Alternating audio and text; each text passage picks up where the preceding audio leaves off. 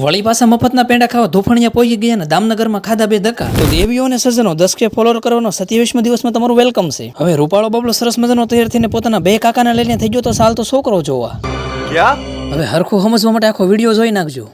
वो अलग ही लेवल का बंदा था. ફટાફટ સીટ ટાટાપુરમાં દામનગરમાં એન્ટ્રી મારી દીધી ને પહોંચી જાય સીધા ડબલ સિક્કા જાહેર લેવા. હવે એમાં એવું છે ને ડબલ સિક્કા જાહેર લો ને એટલે એમાં સરસ મજાના રૂપિયાના સિક્કા બહાર આવે. घर भेगू थाने દામનગરમાં જાહેરનું કામ પતાવીને ઈશુપાના કહી દીધું ધોફણિયા ગામ બધું દોડ, કારણ કે અમે બધા જઈએ છીએ એક નવા વરરાજાનું અનબોક્સિંગ કરવા.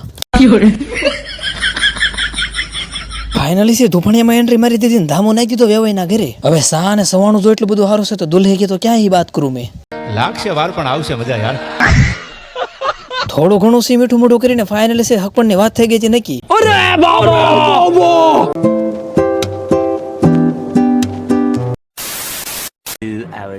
બે કલાક પછી છે હકપણનું કામ પતાવીને વળી પછી ગાડીને કહી દીધી 1500 ની પીડે દોડતી, કારણ કે હવે બોલશે બાકાજી કી. ખાધા દોડિયા પાંજરા વાળા હાકલેથી ભાગ છૂટ્યા ભાંગ બોલી ગામડામાં થયા હાક ભાગ જાતો છે.